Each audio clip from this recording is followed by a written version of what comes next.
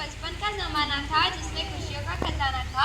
चाहत चांद को पाने की थी पर दिल तितलियों का दीवाना था। चाहत चांद को पाने की थी पर दिल तितलियों का दीवाना था। खबर ना थी कुछ सुबह की न शाम का ठिकाना था। थककर आना स्कूल से मगर खेलने फिर भी जाना। माँ की कहानी थी परियों का हंसाना था। बारिश में कागज की नाव थी, हर मौसम सुहाना था। रोने की ना वजह थी, सिर्फ हंसने का बहाना था। क्यों हो गए हम बड़े, इससे अच्छा तो वो बचपन सुहाना था, वो बचपन सुहाना।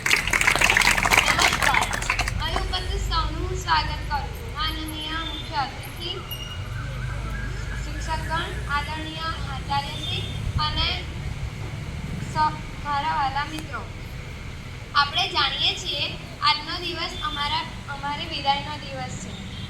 આજનો દિવસ ખુશી અને દુઃખ બંનેનો છે।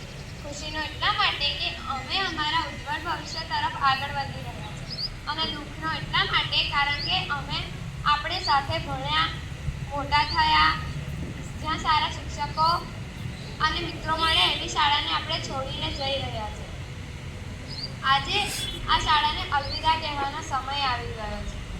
જ્યારે હું નાની હતી અને આ શાળામાં ભણતી હતી ત્યારે હું વિચારતી હતી કે ક્યારે આ પાંજરામાંથી છૂટવાનું થશે, પણ જ્યારે છૂટવાનું થયું ત્યારે આ પાંજરાથી એક લાગણી બંધાઈ ગઈ, આપણું એક ઘર બની ગયું।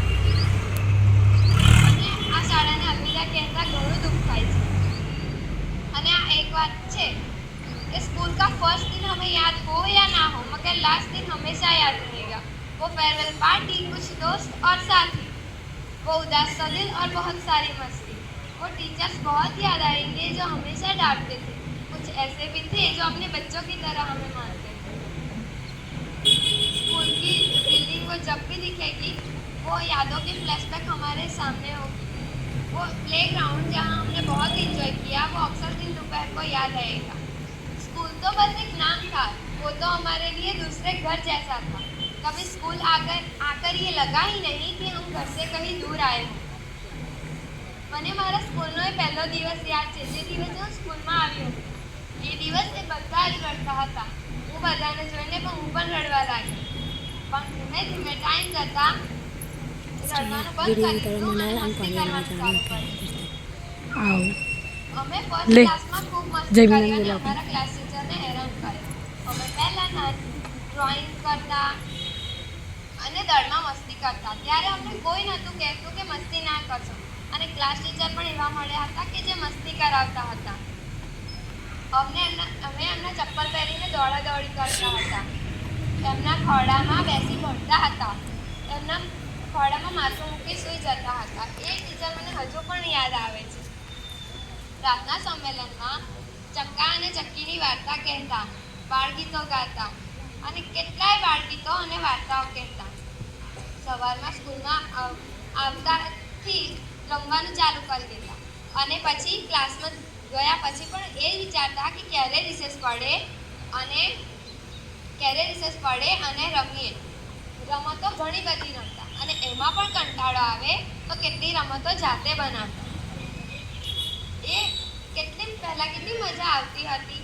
અને આનો બીજો દિવસ થયો અને 2025 આવી ગયો। ખબર જ ના પડી કે ફર્સ્ટ ક્લાસમાંથી 7 વર્ષ કેમના પૂરા થઈ ગયા અને અમે 8મા ક્લાસમાં આવી ગયા। આ ક્લાસ અમારા માટે થોડું દુઃખવાળું હતું, કારણ કે આ ક્લાસમાં અમને ખબર પડી કે વર્ષના અંતમાં વિદાય છે, કોની? અમારી। આ વાતો જ્યારે વિચારું છું તો મારી આંખમાં આંસુ આવી જાય છે।